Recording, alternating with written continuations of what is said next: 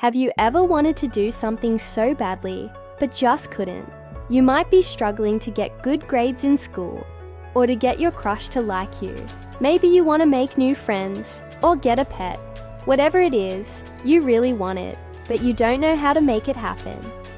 Hey, I've been in your shoes before. When I was young, I had a really hard time making friends. Everyone wanted to be my friend when I was a baby, because babies are cute. But when I got a little older, and people could see my face, no one wanted to be my friend. They thought I looked funny.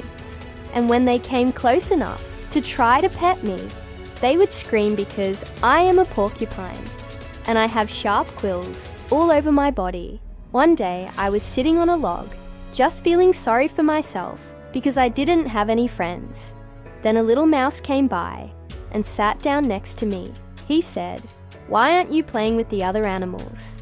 I told him, if they come near me, they will hurt themselves on my quills. The mouse thought for a moment. Well, that's too bad. Do you want to play with me? I was so happy to finally have a friend. But then I started to feel bad for the mouse. He was such a nice guy, but he had no idea what it was like to be a porcupine. Whenever we would go to play, he would run around the outside of the tire swing, never getting too close. I wanted to tell him, "Don't be afraid, I won't hurt you." But I couldn't talk. I was a porcupine without a voice. One day I got so frustrated that I started screaming at the mouse. I wanted him to come inside the circle, but I knew if he did, he would get hurt. I felt terrible. I didn't want to hurt his feelings, but I didn't know what to do. That's when I learned 3 important things.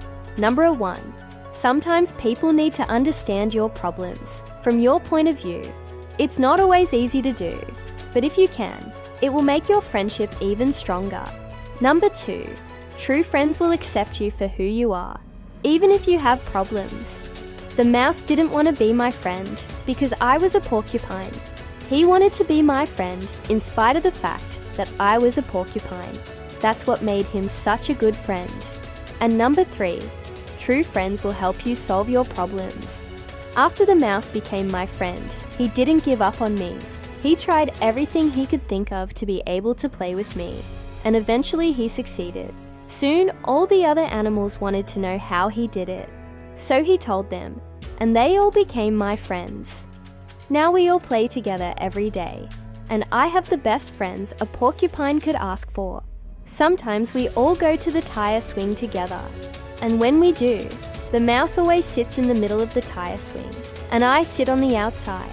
This way, no matter which way the tire swing goes, the mouse is always in the center, and no one gets hurt. One day, we were all sitting on the tire swing when a hedgehog came by. He had been watching us for a while, and he finally worked up the courage to ask, "Can I play with you guys too?" I was so happy that another animal wanted to be our friend, but I knew if he sat on the tire swing, he would get hurt. So I told him, "You can play with us if you can do something for me." He asked, "What's that?" I said, "Can you give me a hug?" I've always wanted to experience what a hug feels like. But since I'm a porcupine, no one will let me get close enough to try. The hedgehog thought for a moment. Well, that's not a problem. I'm a hedgehog. I'm covered with spikes. But I would never let that stop me from hugging my friends. If you want a hug, I'll give you one. The hedgehog carefully got as close to me as he could. Then he closed his eyes and gave me a big hug. I was so happy. It felt warm and fuzzy inside. Then the hedgehog opened his eyes and said, "That was amazing. Now let's go get some ice cream." We all went to the ice cream shop and got our favorite flavors. Then we went back to the tire swing and told all the other animals about how the hedgehog gave me a hug. Then the porcupine said, "Well, that's not a problem. I'm a porcupine. Would you like to give me a hug?" I thought for a moment. Well, I've always wanted to experience what a hug feels like. But since I'm a hedgehog, I would never let that stop me from hugging my friends.